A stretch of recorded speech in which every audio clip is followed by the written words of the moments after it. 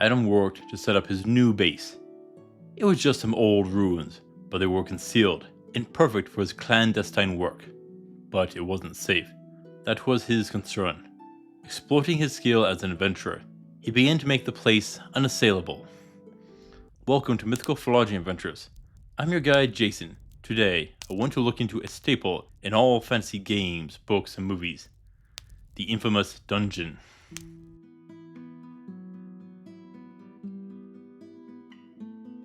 The term dungeon comes from the French word donjon, which meant keep or tower.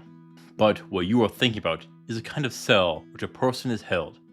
This was called an oubliette, sometimes a bottle dungeon, which was a room only accessible by a hatch, and appeared in about the 14th century. Now, they weren't as common as you might think. Usually, they weren't even designed to hold people, but were repurposed storage rooms, cisterns, and some were even latrines. Yeah, that would smell horrible to be trapped in. But the worst part, some weren't that big. Some were too small to even sit, or even big enough to turn around in.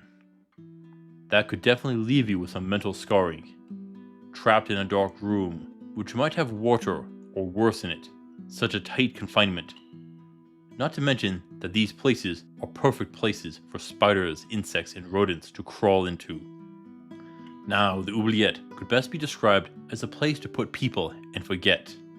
It was a threat given to attackers, and they don't need to just be in keeps and castles. They could exist in simple guard towers, or in a house. Occasionally, a cavern would be used, but that is rare. Important prisoners were kept in the tower of the central keep, confined but in comfort. They were people worth keeping alive and used for ransom, so very important. And this is where the idea that prisoners were kept in the donjon came from. The princess in the tower situation, and from there it became the dungeon. But we often think about dungeons being used for torture, right? And that did happen, but in a torture chamber. These were specifically built to exploit the acoustic principles to prevent screams from escaping the room. Could you imagine the locals hearing the constant yells of agony and pleas for mercy? That could create mistrust of the torturer and lead to psychological issues throughout town. Prisons back then weren't used to keep a person for years on end. They would be there for a couple of days or a week. Most punishments were more severe. Loss of limb or being bound in the stockades were common. If not, physical punishment like public flogging would happen. Law enforcement was done on the local level with little investment from higher levels of government. So they varied much more than they do today. But in the more modern era, the term dungeon has expanded. Still, it often means a mixture of a prison and torture chamber. But we also see it as a place where adventurers plunge in to face danger. A dungeon in this case could be anything from a castle with actual dungeons to a dragon's lair, dense forests, ancient ruins, and so forth. The reason such a name is used comes from things like video games and Dungeons and Dragons. Now, I don't think a fancy world would call these places dungeons. No, they would use the word dungeon for a place to put people. These other places would get a different title. A quest field? A delving? An instance? No, those would be bad names. I can't think of a good one. What do you think adventurers would call them? Generally, dungeons are places to keep things. People, loot, gold, or information being common. And of course, people would want to know what is inside them. Curiosity killed the cat, as they say.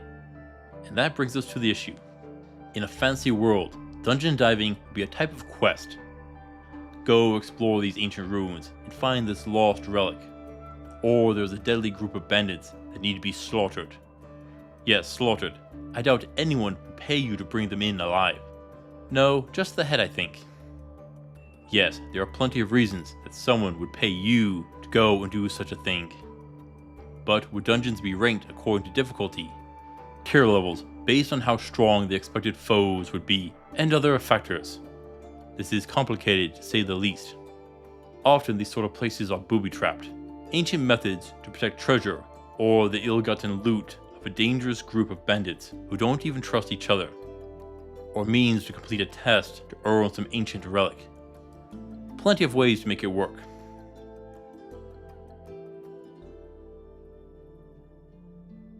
Regardless, if we are dealing with historical dungeons or the fantasy quest dungeon, adventurers will be diving into them.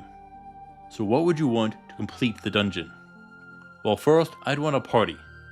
Now, the first member I would want is someone who is an expert in finding traps and opening locked doors.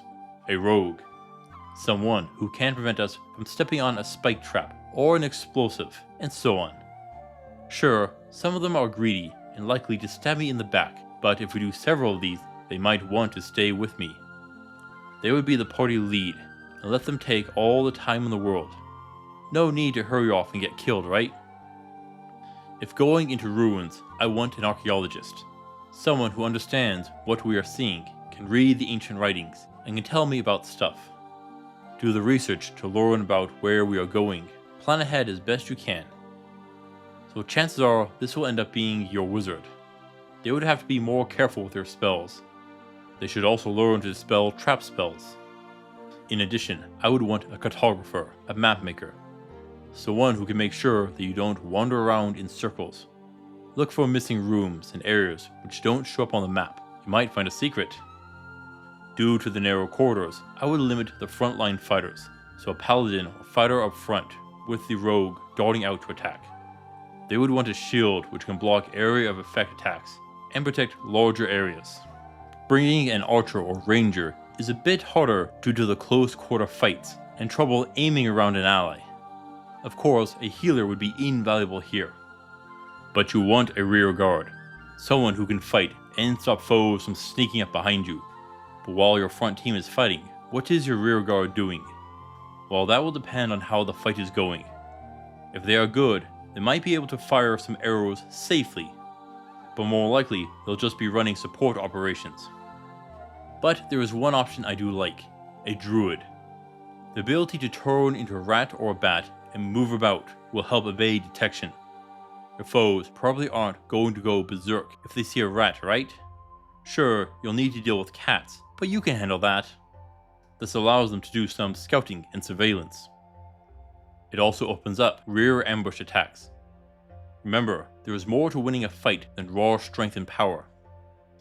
After that, we need to get their gear. Let's ignore much of the basics, such as food, water, and shelter. I would bring torches to light the path for a fancy dungeon, something that burns slow but bright. Prepare several and only have 1 or 2 going at a time. You only need so much light at a time. Digging equipment for ruins and ropes to handle cliffs, and it could help in a labyrinth situation. For an urban dungeon, a criminal hideout or an actual prison could open up a few options. These could be more sudden, but would benefit from more planning and some coordination. You could easily get others to work with you. More parties and the local guards could help coordinate with them. These could easily turn into larger operations. Besides traps, there may be foes. Sadly, they vary wildly. You'll need to adapt accordingly. Sorry that I can't give you a better answer. There are a few spells which I would be looking at. A light spell, except in an anti-magic zone. A telekinesis or mage hand spell would work to trigger traps intentionally. A slow fall or a muffle spell will limit the sound you make and aid in stealth.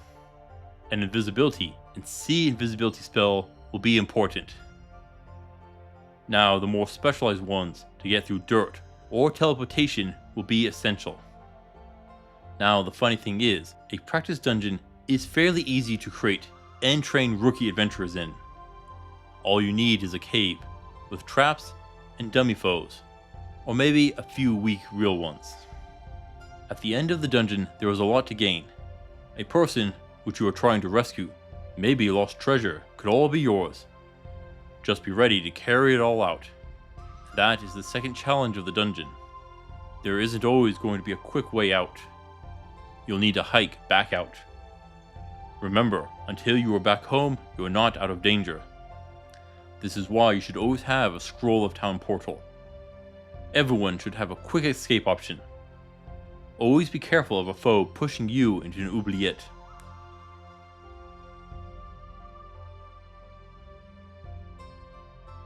Adam was sweating as he finished his work. He had turned these old ruins into a death trap. No one would bother him. at least not live to tell about it. Finally, he could do what he needed to do. The concept of the dungeon has changed a lot before we even reach the modern era. It has come from a long way from meaning a place to put people and forget them. Thank you for watching, adventurers. Please return next time for the Orcs. Until then, I'll see you on the roads.